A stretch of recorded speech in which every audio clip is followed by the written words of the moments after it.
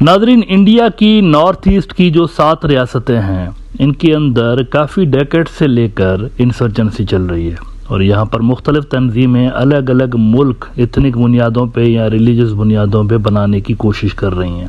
इनमें से कुछ इंसर्जेंसीज तो 1947 से ही शुरू हो गई थी, यानी जैसे ही इंडिया ने ज़बरदस्ती इन रियासतों को एनेक्स करने की कोशिश की थी तो उसके बाद से यहाँ पर इंसर्जेंसीज शुरू हुई हैं। बल्कि बाज़ रियासतें तो ऐसी हैं जो कि सर्टेन थी कि ये पाकिस्तान के अंदर शामिल होने जा रही है। मिसाल के तौर पर त्रिपुरा के अंदर वहाँ की जो रॉयल फैमिली थी, उनके लोगों ने फैसला कर लिया था कि वो बांग्लादेश जो आज का है, उस वक्त ईस्ट पाकिस्तान था, इसके अंदर हमने शामिल होना है, लेकिन ज़बरदस्ती इनको अनेक्स कर दिया गया था।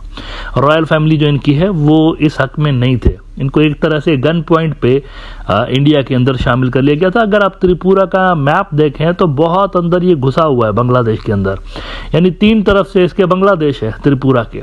तो ये रियासत असल में समझ रही थी कि जियोग्राफिकली ये चूंकि बांग्लादेश के आज का जो बांग्लादेश है इसका हिस्सा है, तो इसी के अंदर शामिल होना चाहिए। इसी तरह से बहुत सारी और रियासतें हैं जिनके अंदर राइट फ्रॉम 1947 इंसर्जेंसी चल रही है। अंग्रेजों के ज़माने से लेकर इसमें गड़बड़ स्टार्ट हो गई थी और फिर इंडिया बनने के बाद ये गड़बड़ तेज़ हो गई। आज के सिनारियो में अगर अलबत्ता आप देखते हैं, असम की थोड़ी सी पोजीशन जो है वो यूनिक है। यूनिक इस तरह से है कि बाकी जो रियासतें हैं उनके अंदर इंसर्जेंट्स को बर्मा से फैसिलिटेशन उनकी हो जाती है, हेल्प हो जाती है, यानी उनके जो लिंक्स हैं, एक जैसे ग्रुप्स रहते हैं इंडिया और बर्मा में, तो उनकी हेल्प वहाँ पर हो जाती है। इसी तरह उनके हाइड आउट्स भी वहाँ पर बने हुए हैं बर्मा के अंदर। वहाँ सिविल वॉर चल रही है तो हुकूमत की रिट नहीं है मिलिट्री जनता की बहुत सारी स्टेट्स के अंदर। लेकिन असम की पोजीशन डिफरेंट है। असम अगर आप देखें तो वो बहुत दूर है बर्मा से, वो इंडिया की साइड पे है इस तरफ, लिहाजा उसके जो इंसर्जेंट्स हैं उनके लिए बहुत ज़्यादा चैलेंजेस हमेशा से रहे हैं। अब 2009 में जब बांग्लादेश के अंदर शेख हसीना साहिबा की सरकार आई, जिनको इंडिया का पपेट समझा जाता था, बांग्लादेश के अंदर जो इनके अपोनेंट्स हैं वो इनको पपेट कहते थे कि ये कठपुतली हैं, खुद कुछ नहीं कर सकती, ऑर्डर्स आते हैं न्यू दिल्ली से, ये उनको सिर्फ फॉलो कर रही होती हैं। 2009 में जब इनकी सरकार आई तो इन्होंने क्या किया कि इंडिया से ज़्यादा इन्होंने हार्श तरीके से क्रैकडाउन स्टार्ट कर दिया। पूरे के पूरे बांग्लादेश की लॉ एनफोर्समेंट एजेंसीज को इन्होंने उन मिलिटेंट्स के पीछे लगा दिया जो कि एंटी इंडिया मिलिटेंट्स थे, एंटी बांग्लादेश नहीं, एंटी इंडिया। उल्फा की तंजीम उसमें सबसे बड़ी थी। अब उल्फा ने 2009 में जब ये आई ना, तो उल्फा के कई सारे फ्रैक्शंस बाद में पैदा हुए और उनमें से कुछ फ्रैक्शंस ऐसे थे जो कि इंडिया के साथ उन्होंने एक पीस अकॉर्ड कर लिया और उन्होंने मिलिटेंसी ख़त्म कर दी। मैं आपको ज़रा अनूप चेतिया का गुज़िश्ता साल दिसंबर में एक स्टेटमेंट आया था, वो दिखाना चाहूँगा। अनूप चेतिया उल्फा का जनरल सेक्रेटरी रह चुका है। डेक्कन हेराल्ड में इनका ये स्टेटमेंट छपा कि ULFA leader said crackdown in Bangladesh forced them to join peace talks with government. We realised that Bangladesh was no longer a safe haven for us, but we had no place to go. Already we were driven out from Bhutan in 2003, said ULFA general secretary Anup Chetia. अब ये आपको India की उस वक्त की जो सरकार थी, कांग्रेस की सरकार थी, सारे अरसे के अंदर उनके विजन को आपको शो करती है चीज कि उन्होंने इर्द गिर्द के मुल्कों को इस्तेमाल करते हुए इंडिया के जो इंसर्जेंट्स थे उनको क्रैश किया एक तरह से। मजीद डेक्कन हेराल्ड्स की इस स्टोरी के अंदर रिपोर्ट हुआ कि leaders of insurgent group ULFA on Sunday said that the crackdown against Indian insurgent groups by the pro India Awami League government in neighbouring Bangladesh pushed them towards no option but to join the peace talks with the government in 2011। बहुत बड़ा blow Assam के अंदर जो insurgents थे उनको लगा था। ये कांग्रेस का दौर था। शेख हसीना साहिबा ने इंडिया को बहुत ज्यादा हेल्प की इस सूरत हाल के अंदर। अच्छा, बदले में बांग्लादेश को क्या मिला, इस पे भी क्वेश्चन मार्क है। मतलब बांग्लादेश को रिटर्न में क्या मिला है, ये अभी तक बात समझ में नहीं आई कि उन्होंने इतनी ज्यादा हेल्प की, अपने रिसोर्सेज पंप किए, सारा कुछ किया, इनको क्या मिला? नथिंग।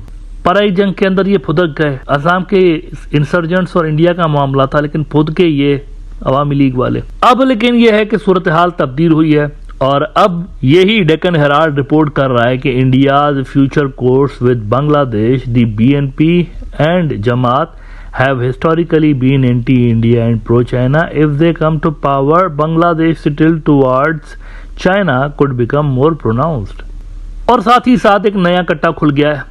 नया कट्टा खुल गया, अभी नई सरकार आई नहीं है, लेकिन नया कट्टा खुल गया है। इंडिया के अंदर इस बात पे बेचैनी है कि स्टूडेंट प्रोटेस्ट के दौरान बहुत सारी जेलें तोड़ी गईं। पुलिस ने बहुत सारे स्टूडेंट मुजाहिरीन को बिला वजह बेगुनाह गिरफ्तार करके टॉर्चर करके जेलों में चूंकि फेंका, और बांग्लादेश का जो प्रिजन सिस्टम था कोलैप्स हो गया। जितने बंदे उनके अंदर आ सकते थे, जितनी कैपेसिटी थी उनके अंदर लोग डालने की, उससे 4-5 गुना ज़्यादा लोग उसमें के अंदर ठोसे गए प्रिजन सिस्टम के अंदर। तो ये कोलैप्स हुआ। एज अ रिजल्ट बहुत सारी जेलों के अंदर क्या हुआ कि प्रोटेस्टर्स ने हमला करके अपने साथियों को छुड़ाने के लिए जेलें तोड़वाईं।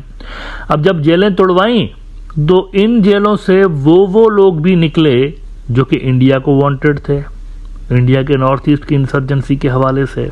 शेख हसीना ने इंडिया को खुश करने के लिए इनको पकड़ के जेल में डाला हुआ था, तो वो भी भागे गए। अब इस पे चिंता है इंडिया के अंदर कि ये क्या हो गया। द हिंदू कहता है कि Bangladesh jail breaks a worry for India. Think tank, India का नया थिंक टैंक है, उन्होंने कहा है कि ये बहुत बड़ा मसला हो गया हमारे लिए।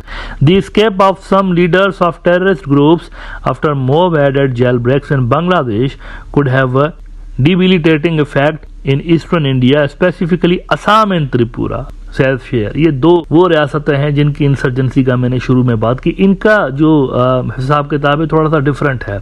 इनके जो इंसर्जेंट्स हैं ये म्यांमार से हेल्प नहीं ले सकते इस तरह से, म्यांमार के इंसर्जेंट्स से, ड्यू टू जियोग्राफिकल फैक्टर्स। अब इसमें वो मिसाल देते हैं कि on August 6 N armed mob attacked the high security prison in Sherpur, freeing more than 500 inmates. A similar jailbreak in Ghazipur saw 209 escapes. Now वो कहते हैं the group of ideologues on Sunday, August 18, released their recommendations on policy options for India in dealing with the current situation in Bangladesh from a northeast Indian perspective.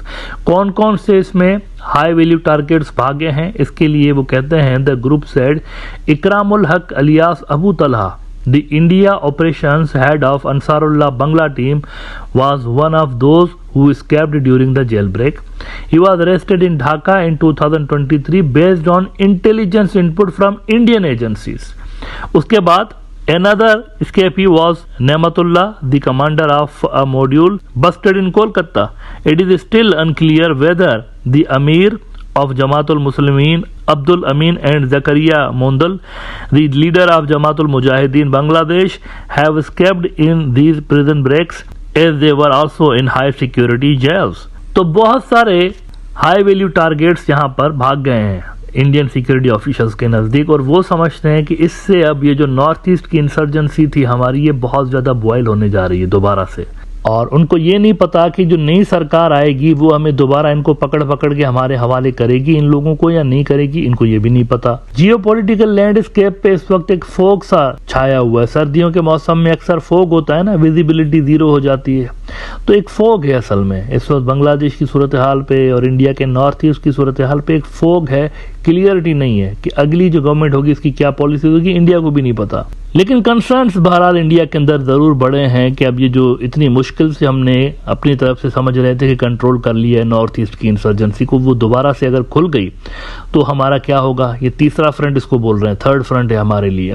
वो 2 fronts पहले से पाकिस्तान और China का खुला हुआ, ये तीसरा फ्रंट है। वैसे कश्मीर को भी वो आधा फ्रंट कंसीडर कर रहे होते हैं कि ये भी हाफ फ्रंट है हमारे लिए, आधे से ज़्यादा फौज उधर है ना इंडिया की, तो कहते हैं ये भी एक फ्रंट है। तो मसाइल इंडिया के लिए अकॉर्डिंग टू इंडियन एक्सपर्ट्स आने वाले दिनों में ज़रूर बढ़ने जा रहे हैं बांग्लादेश के अंदर ये जो सूरत हाल तब्दील हुई है इसके बाद।